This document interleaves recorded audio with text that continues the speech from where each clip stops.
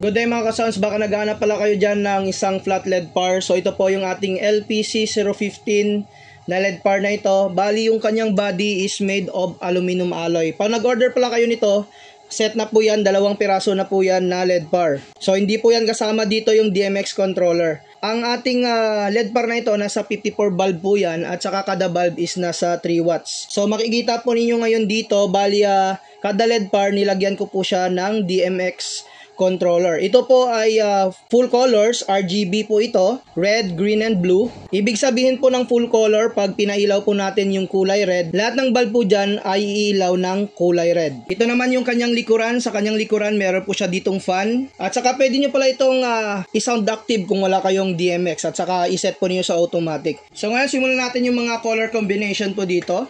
So gagawa po tayo dito ng warm white. So yung warm white po natin, combination po yan ng color red and green. So more on red po ito. Baling combination ko dyan is red and green. So more on red, less on green. So depende po sa inyo kung paano po ninyo i-mix yung kulay. So ito yung result ng color combination po natin. Practice lang naman tayo dito sa mga DMX kung paano mag color combination.